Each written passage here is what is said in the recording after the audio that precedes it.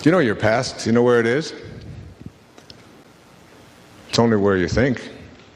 Do you know that every relationship you have, close your eyes, just close your eyes. Just close them. Okay, where's your husband? Where's your wife? Where are your children, your grandchildren? Where's your ex-spouse? They're all in your mind. Open your eyes. Now they're gone. Close your eyes. There they are again. They're just in your mind. You carry your relationships around in your mind. And if your thoughts about your relationships are on what is wrong, what you don't like, what you hate, what they did to you, that will be your experience. And you will materialize or manifest more and more of that pain into your life. If you look at what you love about them and make that the focus of your attention, that will be the nature of your relationship. It's the greatest secret in making any relationship work. It's so simple. Always focus on what you love if you want that to expand in your life. When you look at someone that you're in a relationship with, look at what you love. Because what you think about is what expands. I'll be talking about that a little bit later on. About not giving energy to the things you don't want. Because what you think about is what expands. And if what you're thinking about what you don't want, then more of what you don't want will just keep showing up. It's the only way it works. So now I'd suggest to everybody in this room and everybody listening that you take an eraser to all of the wounds of your past and you just send them away. And don't make them your calling card anymore. And bring the presence of God to those problems. And the presence of God is nothing more than a higher, faster energy. It's all energy. Everything is energy. As Einstein said, nothing happens until something moves. And spiritual energy is just energy that moves very fast and at very high frequencies. And problematic energy is very slow and very low frequencies. And when high, fast frequencies are put in the face of low, slow energies, they are nullified. They dissipate. They can't survive. There's a song that they sing at a lot of the churches that I speak in. It says, "Surely the presence of God is in this place." It's a great affirmation. Anytime, or the affirmation from A Course in Miracles, I can choose peace rather than this. But surely the presence of God is in this place. Every time that I have a conflict with one of my children or with any place, I just bring that line to bear on what is I am experiencing right now. I just bring that line to bear. Surely the presence. Because there's no place that God is not. As the little child in India in the 7th century, who was an avatar, who was really God in a human form, and everywhere he would go, people would be healed just by being in his presence, just like St. Francis. He'd be seen in the village, he'd be seen in the valley at the same time. Lights would emanate from his body wherever he would go, and everyone in the village knew that this was a child of God. This was God in their village without the benefit of an ego. This was an egoless being who had shown up in their village, which is what I believe our great spiritual teachers were. Like there's ways to reach highest levels of consciousness. One of them is to take on an ego and then spend a big hunk of your life seeing if you can shed as much of it as you can. Which has been my path. But there's another one where you just show up and you never take on an ego in the first place. There's only been a handful of those in recorded history. And this little child was one of them. And the elders in the tribe knew that this was God in a human form. And they went up to the little boy and they said to him, trying to bribe him, "I'll give you an orange," they said, "if you can tell me where God is." And the little boy, without hesitating, said, "I'll give you 2 oranges if you can tell me where God isn't." It's one of the very fundamental precepts of this entire program, is that there's only one power in the universe, and that is the power of God. And that whenever we see evil, It's nothing more than love going in the wrong direction, away from its source. And all we have to do is figure out a way to get it to turn around and start returning to its source. Because there's only one power in the universe. And every time we think that we are in something that isn't good, like a problem, like disorder, disharmony, disease, discomfort, what we've done is we've used our mind to create a separation from God. And as long as we are moving away from that source, from that spirit, as long as we're moving opposite of that, those problems continue to manifest. But if we can somehow figure out a way to turn around and move back in that direction, we can eliminate it. So, knowing that we have a higher self, or a highest self, really means detaching ourselves from a lot of the things that we have come to believe is who we are. Now, the beliefs that we have, that we've grown up with, that we've practiced all of our daily rituals on, is what I call the tribe thinking, the thinking of the tribe. You see, all of us are members of a tribe. And that tribe might be your immediate family. It might be the ethnic group to which you belong. It might be the people who share the same color of skin that you happen to have. It may be people who have the same philosophical points of view, or political points of view, or religious points of view, or people who are related to you genetically in some way, cousins and aunts and uncles and so on. Anyway, there's this tribe that we sort of are born into, if you will. What I'm talking about here, when you come to know your higher self and to live by it, is leaving the tribe and leaving tribal consciousness. You see, to be an individual, when you go to the tribe and you tell them, I've discovered something that's about manifesting, and I'm going to really practice this, and I'm going to do this, and I know I can do this. Jesus said we can do this. Sai Baba told us we can do this. Muktananda tells us we can do this. I'm going to do this. What I'm saying to you is that if you're going to learn manifesting, and you're going to understand your highest self, you have to somehow figure out a way to let go of this idea that the tribe is going to give me approval, or that I'm going to do it within the parameters that the tribe has dictated. Because what you're doing when you're learning to manifest, or when you're learning anything that is outside of the restricted parameters of the tribe, what you are doing is you are speeding up the evolution of your awareness and your consciousness. You are saying, I am going to evolve at a faster rate.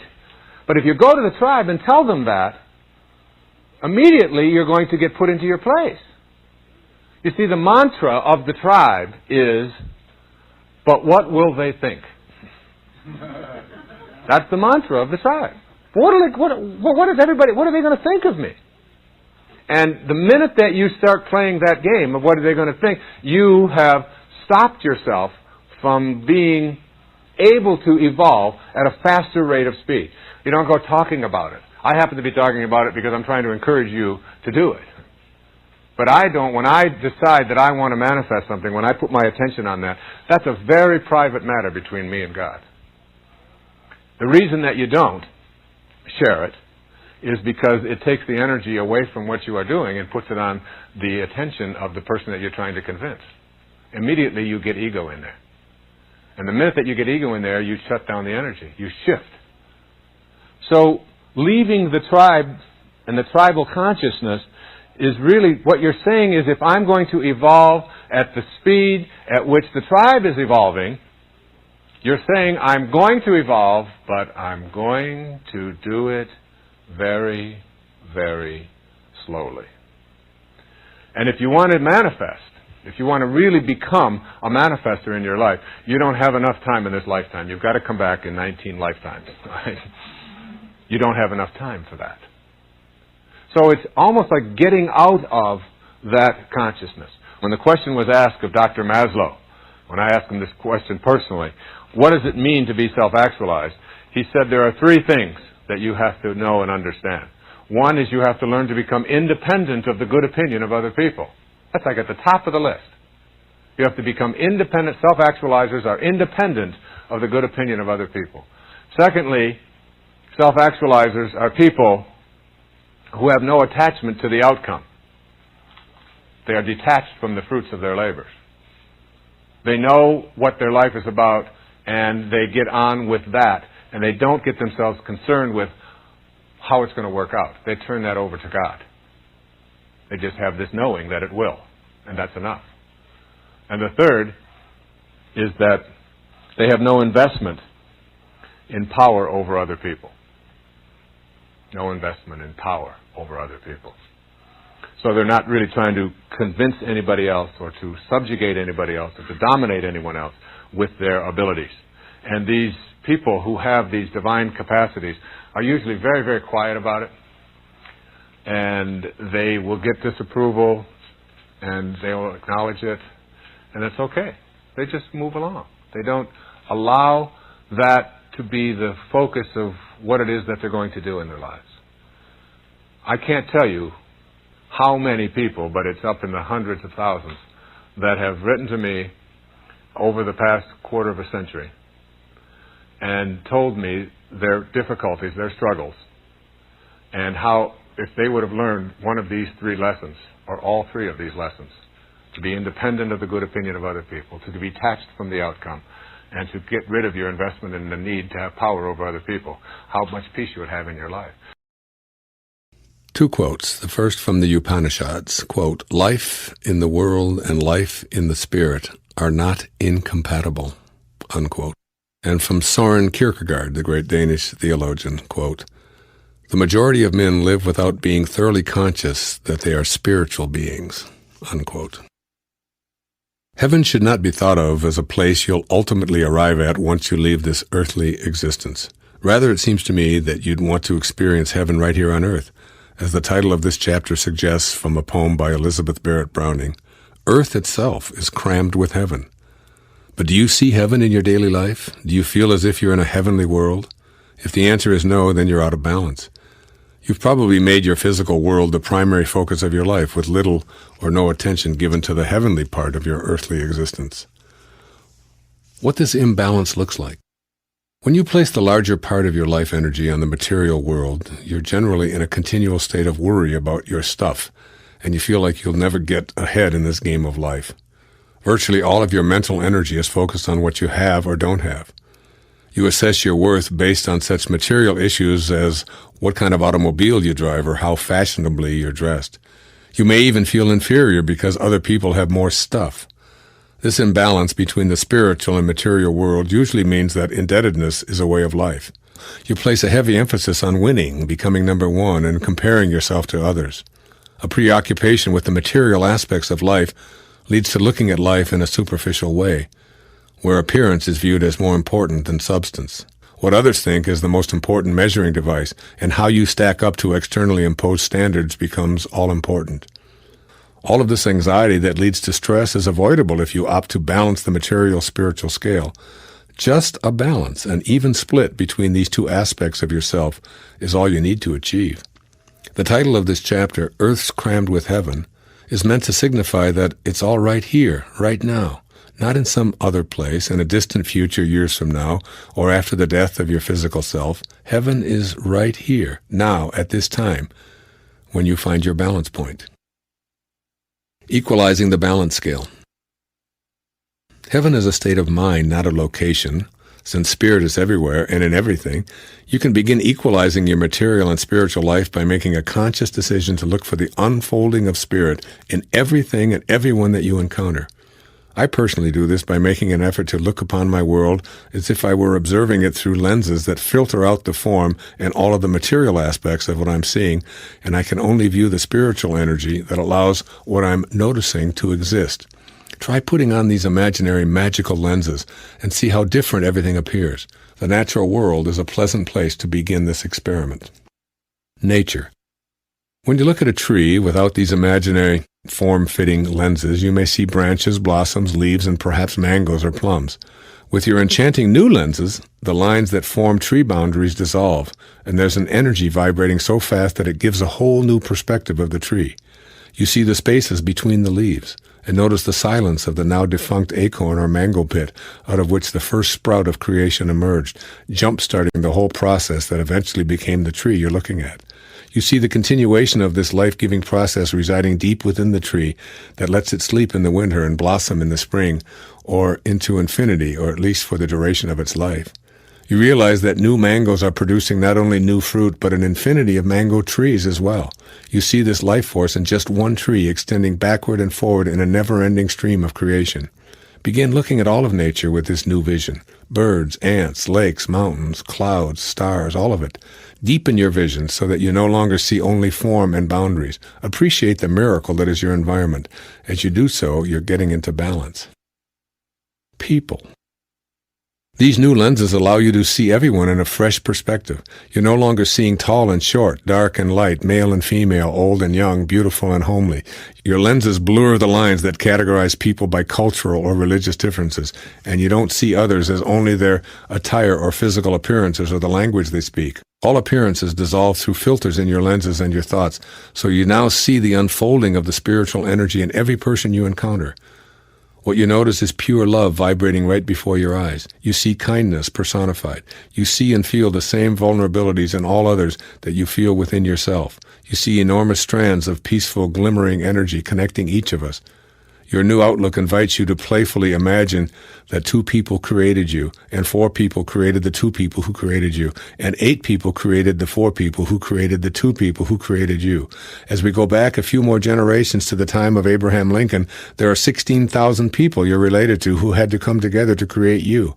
We can imagine going back to the time of Socrates and puzzle over the apparent math we come up with. Trillions of people were needed to create one of us, but trillions of people haven't even existed, so somehow, in some mathematically puzzling way, we're all related to each other.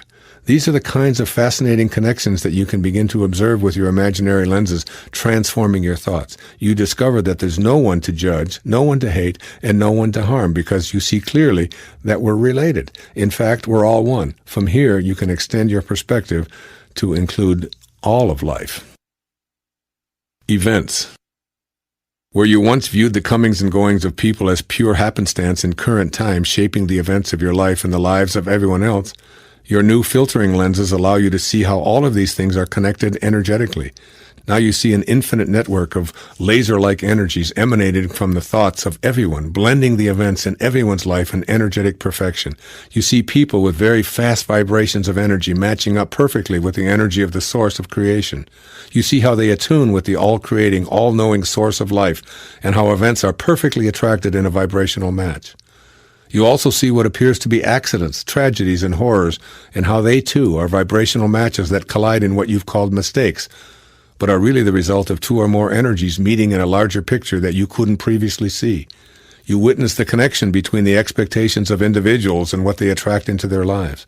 With these amazing lenses, you note that all events and all accidental encounters are really incredibly compatible vibrational matches rather than randomly occurring situations. With this awareness, you're attaining a level of balance between spirit and form.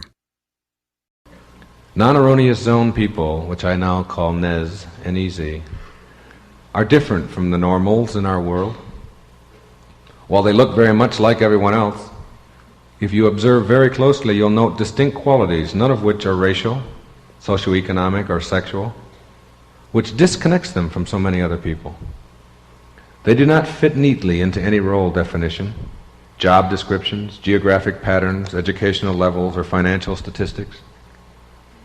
There's a different quality about them, but the different part is not discernible by scanning the traditional external factors that typify many efforts at classifying people. They may be rich or poor, male or female, black or white, living anywhere, doing just about anything, and yet they are different in that they have no erroneous zones. How can you tell when you run into a NEZ person? Watch them. Listen to them. This is what you'll discover. First, and most obviously, you see a person who likes virtually everything about life. Yep, this is a liker. A person who is comfortable doing just about anything, and one who wastes no time in complaining or wishing that things were otherwise. They are enthusiastic about life, and they want all that they can get out of it. They like picnics, movies, books, sports, concerts, cities, farms, animals, mountains, and just about anything that you can include in your list. They just plain like.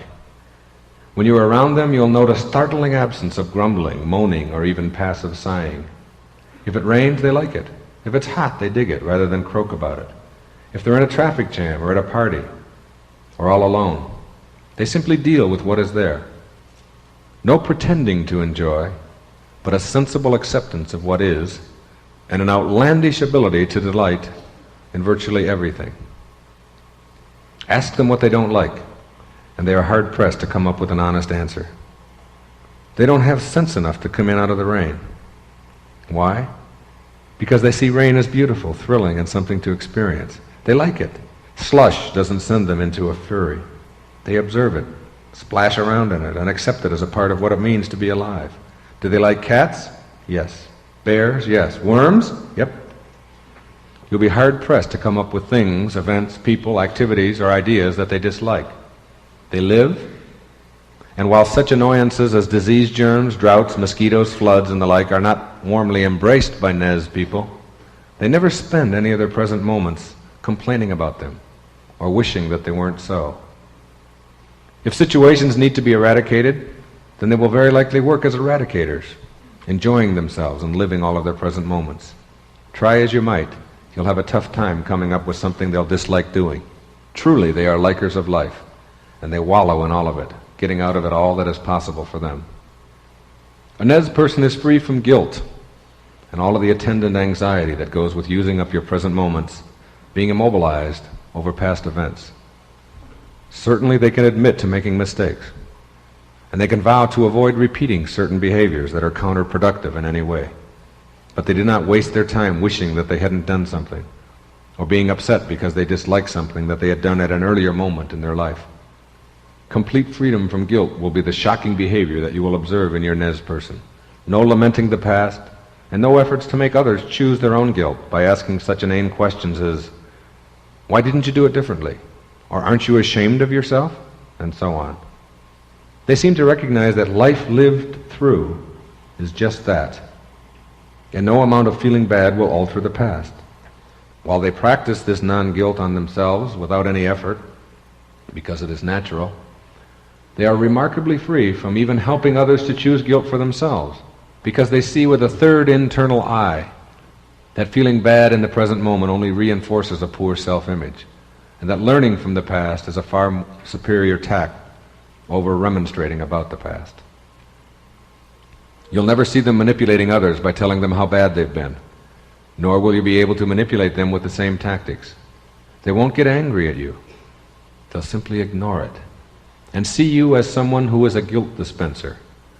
Rather than being upset at you, they'll go away, or they'll change the subject.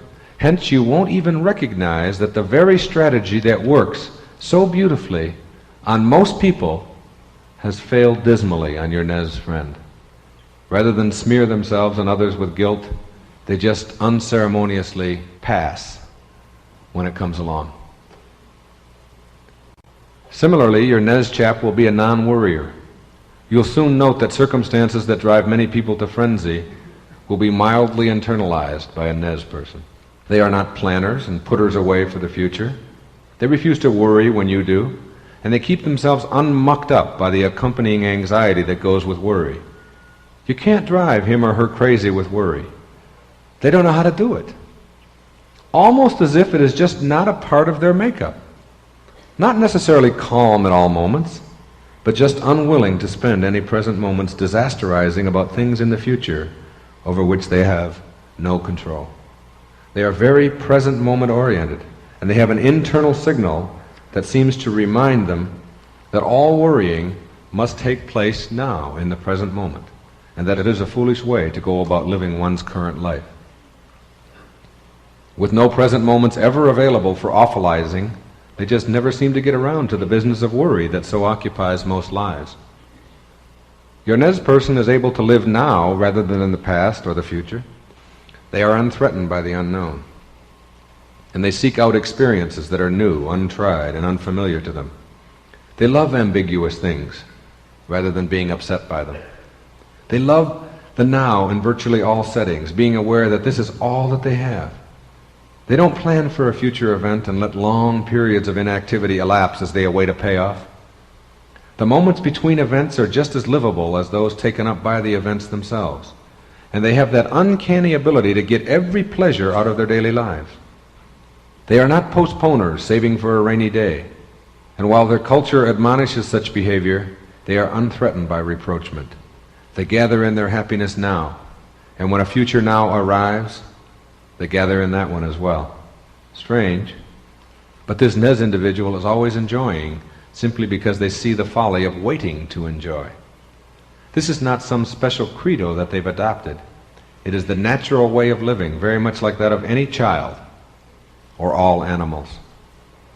Grabbing heavy doses of present moment fulfillment, while most normals spend their lives waiting for their payoffs and never being able to seize them. These people are strikingly independent people. They are out of the nest. And while they have a strong love and devotion for family, they see independence as far superior to dependence in all relationships.